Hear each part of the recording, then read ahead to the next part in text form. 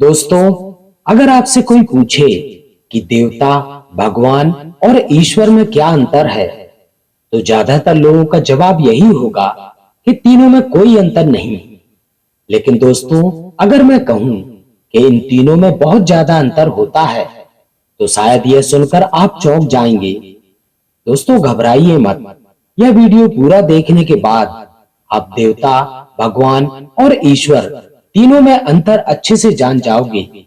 इसके साथ ही हिंदू धर्म में 33 करोड़ देवी देवता होने का जो भ्रम फैला हुआ है, वह भी अच्छे से क्लियर हो जाएगा। और अगर आप हिंदू हो, तो आपको यह दोनों बातें बहुत अच्छे से पता होनी चाहिए। तो चलिए जानते हैं इसके बारे में। दोस्तों, हम सबसे पहले देवता, भगवान और ईश्वर तीनों के बारे में एक एक करके जानेंगे। उसके बाद तीनों में क्या अंतर है, उस पर चर्चा करेंगे। तो चलिए सबसे पहले जानते हैं देवता कौन होते हैं। मित्रों, देवता का सामान्य मतलब होता है देने वाला या दाता। जैसे सूर्य देवता रोशनी देते हैं, जल देवता जल देते हैं। इसी प्रकार हमारे बहुत से देवता, जैसे अग्नि देवता, इंद्र देवता, वायु देवता आदि बहुत से देवता हैं। प्रकृति हमें देती है, इसलिए वह भी देवता ही है। जैसे प्रकृति, पृथ्वी, चंद्र, समुद्र आदि को देवता माना जाता है। ठीक उसी प्रकार हम कई जीव जंतु और पेड़ पौधों को भी देवता मानते हैं।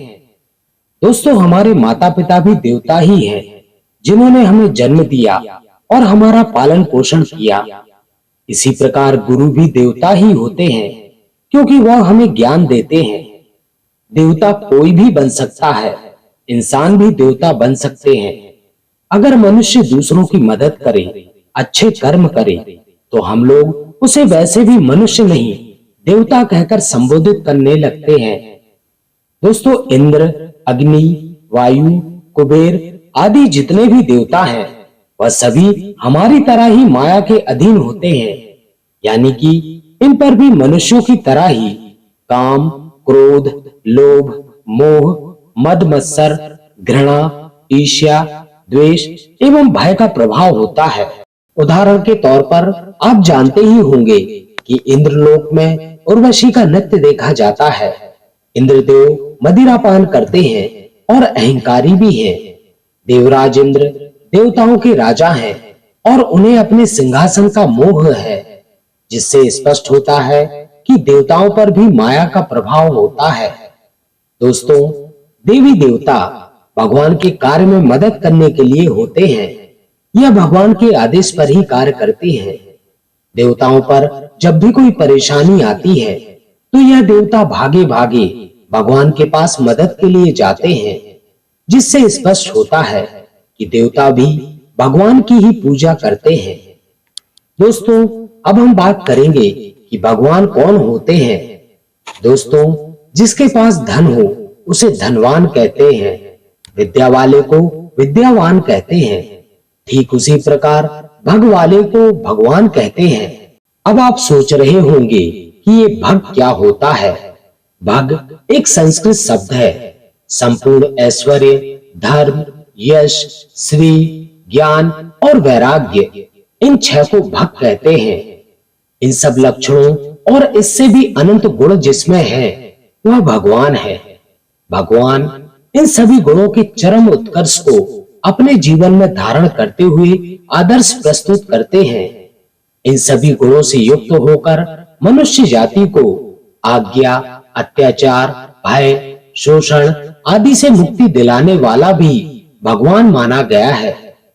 दोस्तों, भगवान शब्द का एक अर्थ और भी बताया गया है।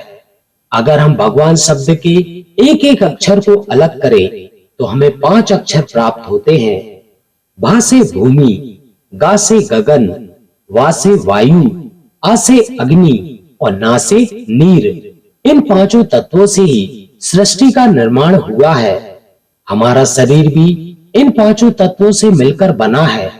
जिनका इन 5 तत्वों पर कंट्रोल होता है, वह भगवान है।